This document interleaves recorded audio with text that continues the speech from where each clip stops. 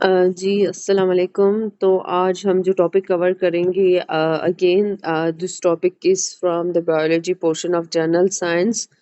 तो वो टॉपिक है डीएनए एंड आरएनए। पहले हम डीएनए को डिस्कस करेंगे और उसके बाद जो हम डिस्कस करेंगे आरएनए को देन उसके बाद हम देखेंगे कि what is the difference between DNA and RNA, क्योंकि ये ज़्यादातर जो सवाल है ना ये पूछा जाता है in the paper of general science in CSS in BCS as well.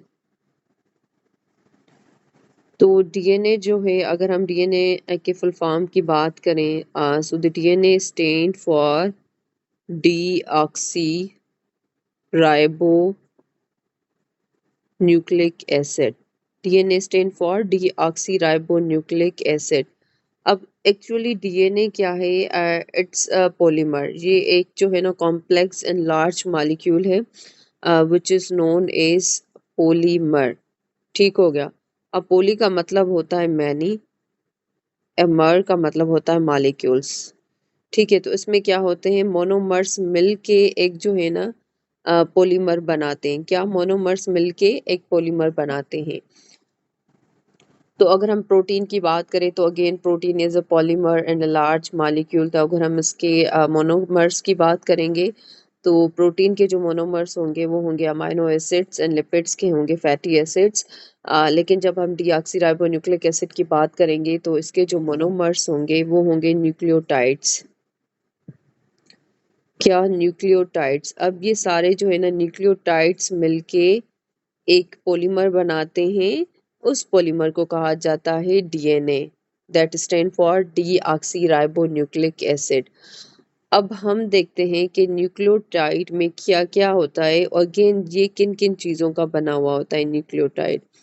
अब एक जो न्यूक्लियोटाइड है ना वो तीन चीज़ों का बना हुआ होता है। कितनी चीज़ों का? तीन चीज़ों का। नंबर वन है शुगर। अब वो शुगर कौन सी होगी? Deoxyribose sugar.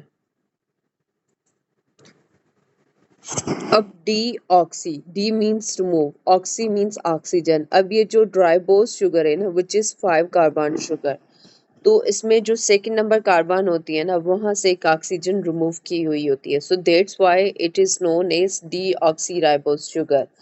अब उसके बाद इसमें सेकंड जो कंपोनेंट है ना वो है फॉस्फेट ग्रुप। अब यहाँ पे फॉस्फेट ग्रुप भी शामिल होगा। उसके बाद जो तीसरा कंपोनेंट है न्यूक्लियोटाइड का अ, वो होगा नाइट्रोजीनियस बेसिस। क्या? Nitrogenous basis.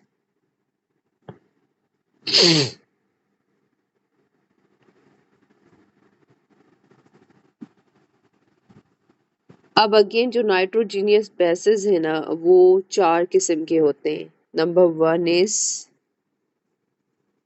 Adenine, number second is guanine, and number third is cytosine, and number fourth is thymine। तो अब जैसे मैंने आप लोग को बताया था कि जो डीएनए है वो बना हुआ है किन का? न्यूक्लियोटाइड्स का। अब एक न्यूक्लियोटाइड की अगर हम बात करें तो एक nucleotide is again composed of three सब components, which is number one is sugar, which sugar? Deoxyribose sugar, and the second is phosphate group, and number third is nitrogenous bases. So again nitrogenous bases are adenine, हम इसको denote करते हैं ए से, and second one is guanine, हम इसको denote करते हैं जी से, एंड साइटोसिन हम इसको डिनोट करते हैं सी से एंड डी से। So these are the nitrogenous bases which are the part of nucleotide in DNA. अब हम जो है स्ट्रक्चर बनाने की कोशिश करते हैं किसकी? न्यूक्लियोटाइड की। अब पहले हम बनाते हैं 5 carbon sugar. This is the 5 carbon structure of 5 carbon sugar. हम दोबारा बनाते हैं, ये कोई खास नहीं बनी। तो हम दोबारा बनाते हैं 5 कार्बन शुगर। ये this is the structure of 5 carbon sugar and this is known as pentose sugar। 5 carbon जो शुगर होती है उसको पेंटोस शुगर कहते हैं। उसके बाद 6 कार्बन शुगर होती है जिसको हेक्सोस शुगर कहते हैं। तो इसमें जो होती है वो राइबोस शुगर जो है वो होती है। तो जब हम आरएनए की बात करेंगे तो वो राइबोस शुगर, और जब हम डीएनए की बात करेंगे तो डीऑक्सी राइबोस शुगर, क्योंकि इसकी जो सेकंड नंबर कार्बन है तो वहाँ से क्या होता है एक ऑक्सीजन रिमूव्ड होती है। तो अब यहाँ पे जैसे मैंने आप लोगों को बताया था कि भाई एक कार्बन 5 कार्बन शुगर होगी और उसके बाद नाइट्रोजीनियस बेस भी होगा। तो यहाँ पे हम लगाते हैं nitrogenous base. This is the nitrogenous base. अब वो कोई भी हो सकता है इन चारों में से, ठीक हो गया नाइट्रोजीनियस बेस। अब उसके बाद मैंने आप लोगों को बताया था कि एक फॉस्फेट ग्रुप होगा, तो यहाँ पे हम लगाते हैं एक फॉस्फेट ग्रुप। तो this is the structure of nucleotide. ये सारे न्यूक्लियोटाइड्स जो है ना वो मिल के बनाते हैं एक पूरा डीएनए का स्ट्रक्चर। अब हमने तो जो है वो डीएनए के जो कंपोनेंट्स हैं न्यूक्लियोटाइड्स वो हमने देख लिए। अब हम देखेंगे डीएनए की double helical structure. So this is the double helical structure of DNA.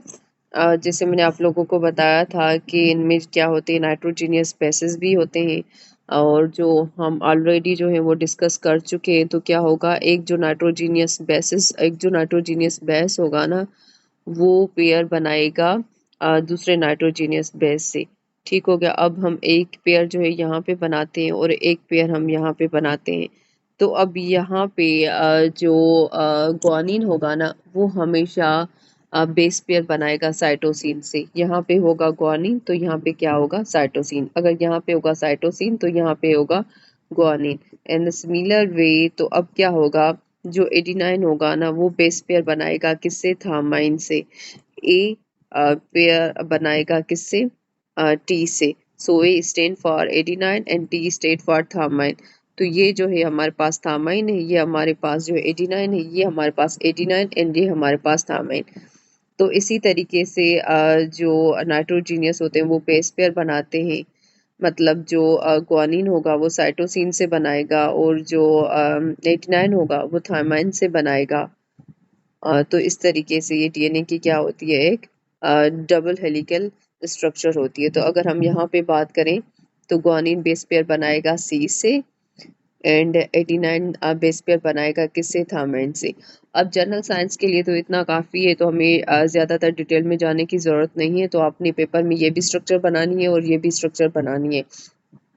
तो अगर हम यहाँ पे बात करें कि यहाँ पे 5 शुगर भी है एंड फास्फेट ग्रुप है, जो न्यूक्लियोटाइड टू न्यूक्लियोटाइड जो है वो एक साथ मिले हुए होते हैं through with the help of covalent bond.